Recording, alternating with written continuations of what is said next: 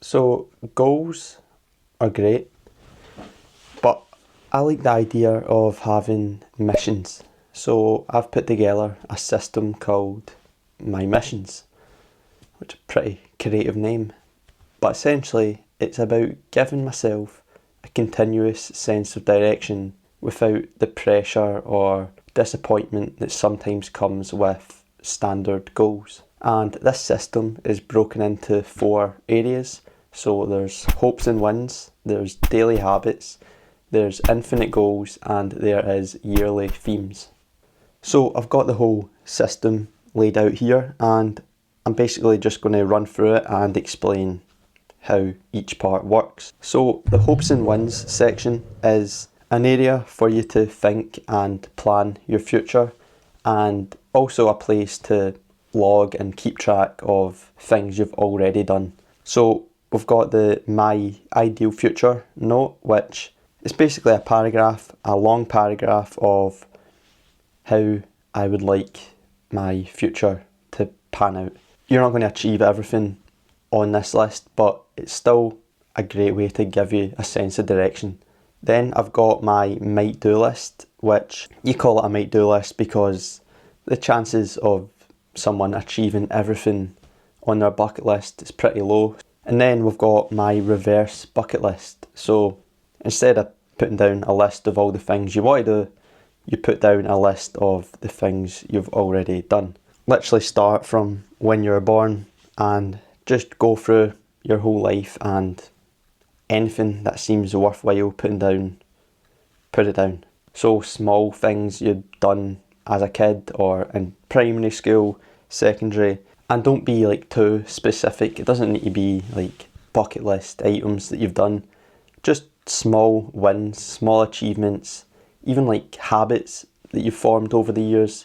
Just stick that in it, and you'll be surprised by how long you can get your reverse bucket list. And it's just a fun thing to continue adding to over the years. Section 2 is daily habits, so pretty self-explanatory.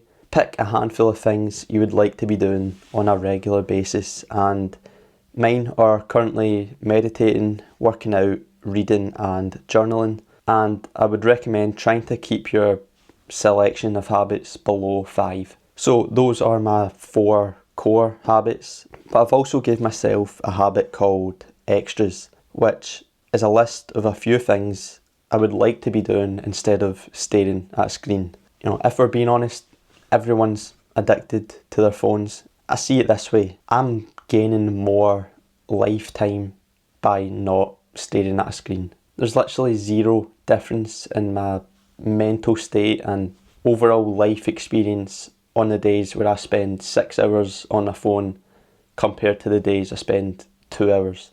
So the extras habit is just a list of things that I could do when I get that bonus time from not staring at a screen. Maybe it's learning about something you're interested in, or learning a new skill or instrument. So they're not core habits that you want to do every day, but they're just things you can do whenever you don't want to stare at a screen. And it's surprising, just having a list of a few things you could do, it does make a big difference. Section 3 is infinite goals. So honestly, this needs a bit more work, but it's a mixture between long-term goals and habits. So there's 4 areas: wellness, relationships, wealth/career, and fun/passion. Then there's bullet points under each of them with infinite goals. And these goals aren't about reaching a specific destination. They're about continually progressing and growing in alignment with that goal. For example, a classic goal would be, I want to bench 100 kg by the end of the year. Whereas an infinite goal would be something you can do in the moment. So working out and getting jacked. You know, I can't bench 100 kg 4 days a week, but I can work out and be in the process of getting stronger 4 days a week. I'm going to come back to this next idea at the end, but basically, if picturing it feels good, then do it. Set it as an infinite goal, right? So forget about what you think you should do and just Like, genuinely ask yourself, does doing these things feel right?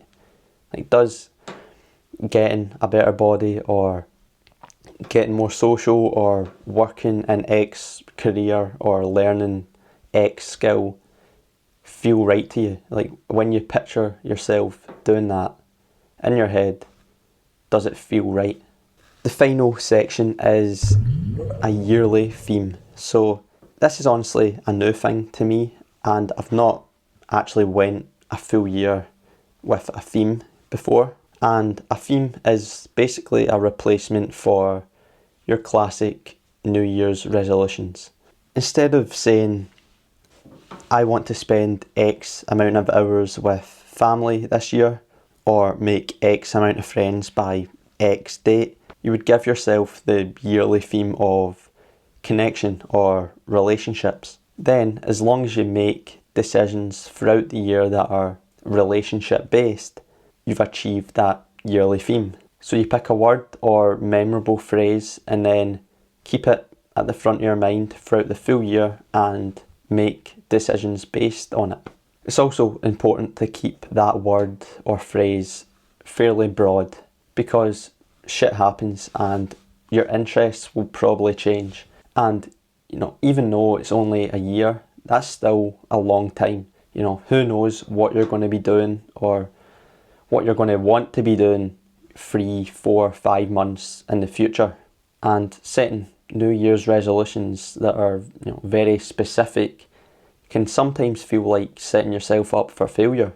And to be fair, at the start of this year, I set myself a list of a lot of goals, and it's been fun, but a lot of them have fell flat. So, for example, I set myself the goal of watching the top 50 movies of all time. I'm currently 30 movies in, and I just can't be fucked anymore. Like, I just don't want to do it. And, that was supposed to be my fun goal for the year. I also set myself a goal of doing 100 consecutive push-ups. And sure, it's a fun target to aim for, but I just can't be bothered doing that anymore. And the thing is, if I don't complete that goal by the end of the year, I guarantee that I'll think to myself, I could have pushed harder, I could have spent more time working on it. I'll feel kind of shitty about it, even though I've done plenty of other positive health related things this year.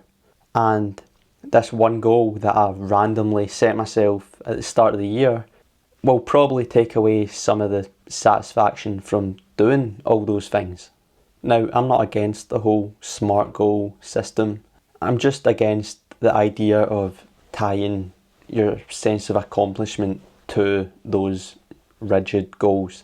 Having a list of things that you might want to do, and a list of habits or traits that you would like to be working on continuously is great, but I don't like the idea of creating a list of things you feel you need to do.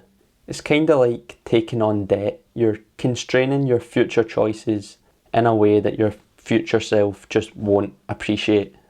What I'm hoping that you're beginning to notice is, with this system, you can't really fail. And it revolves around the idea that the main thing that matters is you're making some progress towards something. Do you sense some upward trajectory? And that's what this system is about. It's a very laid back way of growing as a person. And I thought I would mention there is the whole general versus specific ambition thing, where perceiving too much options can create anxiety, and perceiving a lack of options can create sadness, right? So knowing that you want to be better but not knowing what at or how is a great way to increase sadness. And knowing exactly what you want and having an endless list of all the things you could do is a great way to increase anxiety. And to me, my missions system hits the sweet point. It's specific enough that I feel a sense of direction, but it's general enough that it's not putting me under a lot of pressure. And again, I can't really fail. And like I mentioned previously, I'm not against SMART goals. I think they're incredibly useful, but they need to be genuine. They can't be forced. If you're sitting down one day and giving yourself a list of things you feel you need to do, you're not really giving yourself the time or space to do the things you actually want to do. If picturing it feels right to you, do it. So for me, working out feels right, and as long as I've got a general target and maybe a habit that's related to it, that's enough. And maybe I'll occasionally want to set myself a specific SMART goal related to it, but I don't need to unnaturally force myself to set a goal that's fitness related. Because if I just stay consistent and remind myself why I like working out, those natural goals, those SMART goals will pop up. Those more those more traditional goals will naturally pop up. And if they do, I can set myself a SMART goal if I'd like. And that way, I'll just have more motivation and satisfaction after I complete it, because it's something I genuinely wanted to do in the moment. And then once you've completed that SMART goal, if you decide to set yourself one, you can just return back to everyday life with your habits, infinite goals and yearly theme, and feel the sense of satisfaction knowing that you're heading in the right direction.